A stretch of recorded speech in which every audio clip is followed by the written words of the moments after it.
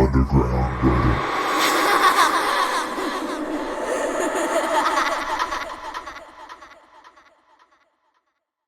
Okay, I've got a good one. I'm not usually one that believes in the paranormal, but this made me question everything. My girlfriend had always told me her house was haunted.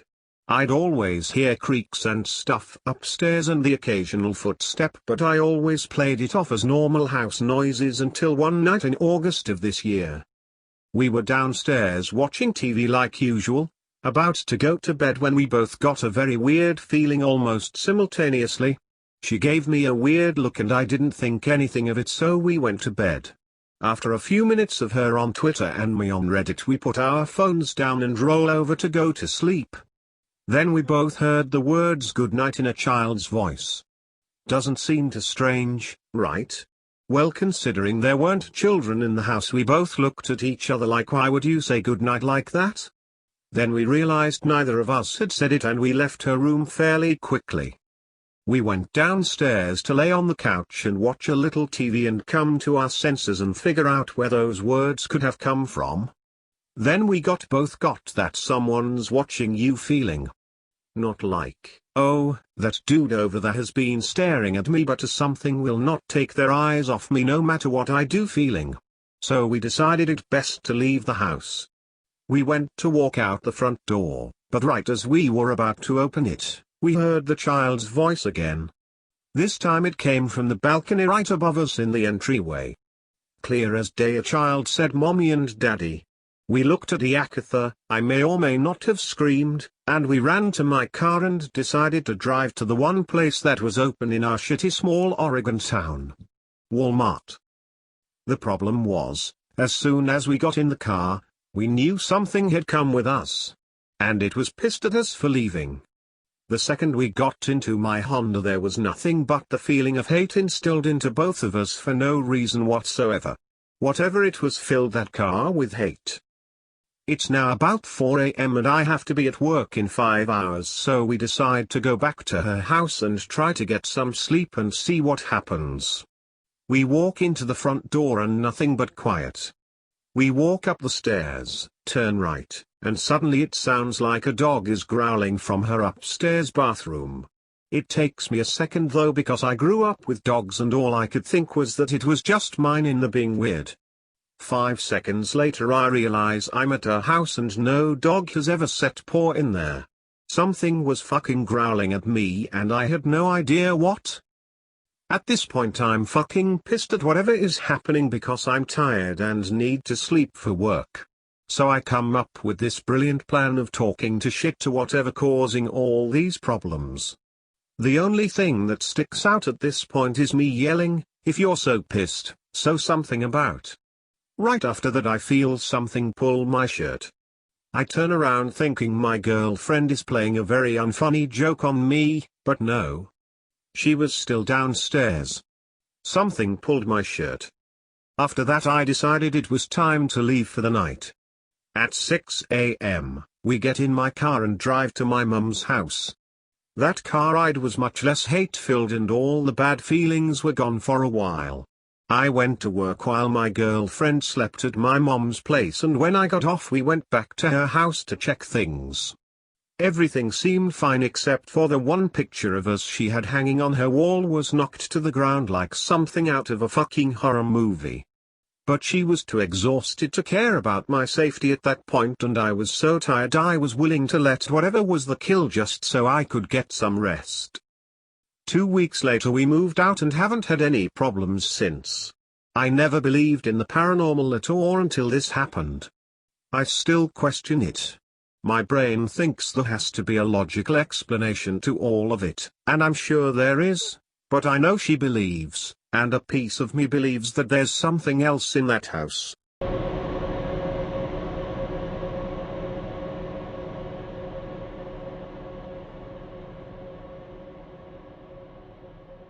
I've posted this before a long time ago, but it still remains by far the single creepiest thing that ever happened to me, so here goes. I was in Taiwan one year when I was younger, and had traveled to a busy night market. These are popular gatherings of food, shop stalls that usually operate in the evening. Nearby I spotted a sign for a net cafe in a 5-6 story tall building. Thinking I'd fire off some quick emails, I walked in the dark, small entrance of the building.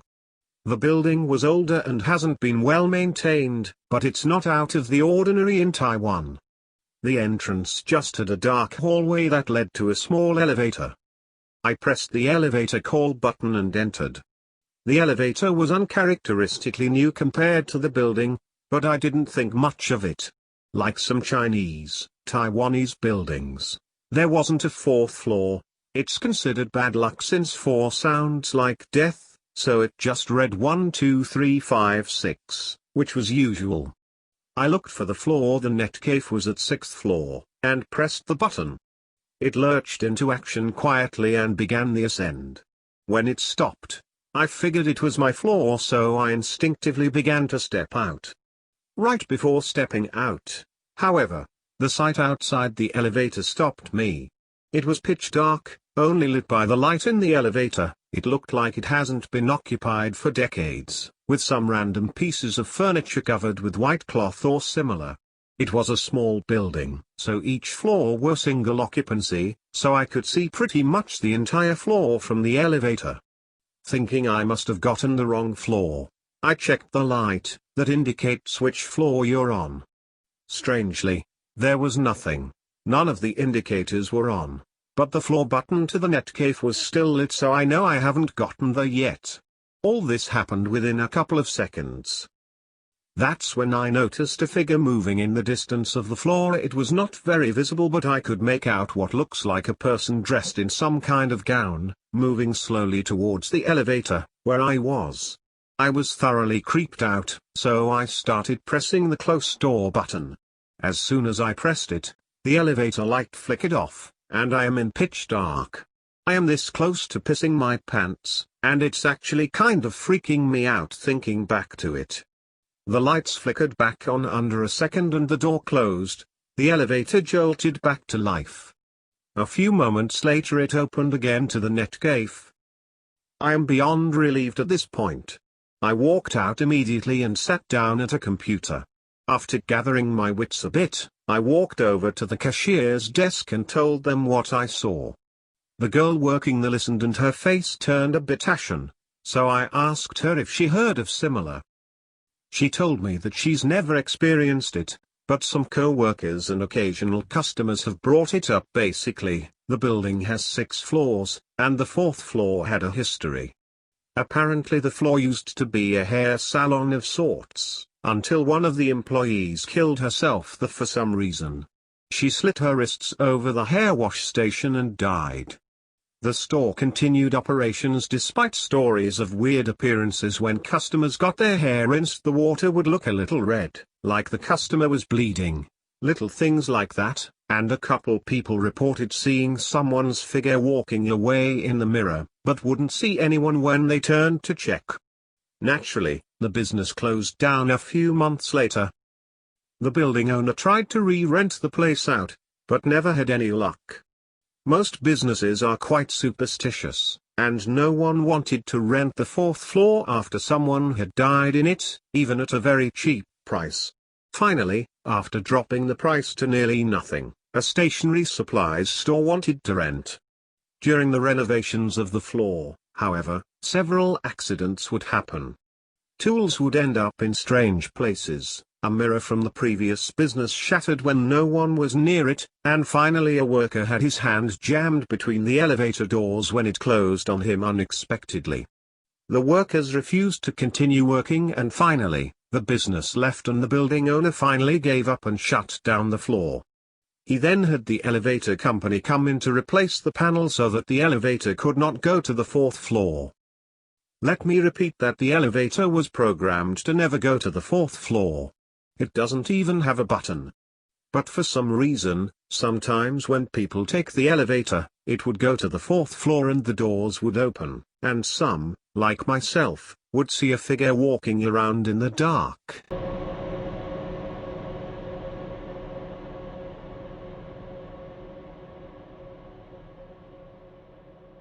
I don't want to die. I want to live forever. I was institutionalized because of something my friend told me. A year ago, he was almost killed in a car accident. Well, almost killed is an understatement. When they brought him to the ER, he was clinically dead. But at that point the doctors are still able to revive you. Many people have been revived after being clinically dead. But this was not the case for my friend. He passed that point. There was no way for the doctors to bring him back. Then he woke up. For the next year, he never said a single word. He only screamed. He screamed until his throat gave out. But the screaming didn't stop then. You could take one look at his face and see the indescribable horror he had experienced. I visited him several times a week, every week. He never said a word, just that gaping expression. He was screaming, but no one could hear a word. His arms and legs were restrained because he had a tendency for violent outbursts. He attacked the nurses and the doctors. But he never hurt himself. Let me fast forward to the day when he finally spoke. The nurses said it was a miracle. The doctors didn't understand it. He was talking, but he had destroyed his vocal cords so much that you couldn't hear it. But he spoke very slowly and deliberately. Everyone could read his lips. I don't want to bore you with descriptions, so I'll write out our conversation verbatim. What happened to you? Fire. I don't know what you mean. Did it feel like you were on fire? I was. Did it feel like you were in hell? No time. No time for what? No time in hell. I had no idea what he was talking about. But I had to hear more from him, even if I couldn't understand what he said. You just said there was no time in hell. Does that mean you didn't go to? No. If he could speak, he would have screamed it at the top of his lungs. So you think you went to hell? I did. The nurses had to restrain him at that point. He thrashed him limbs like an animal. His silent screaming continued. I had no idea what he was talking about. I needed answers. You said you didn't spend any time in hell. No. No time. No time in hell. And that's when it hit me. After his accident, he was declared clinically dead. Then he passed the point of no return. The point when nothing the doctors did could have revived him. He woke up a minute after that. That's when the screaming began. There is no time in hell. It doesn't matter if you're dead for a second or for forever. There is no time in hell. Every moment of our world is an eternity in hell. And in hell, there is only fire. I don't want to die. I want to live forever.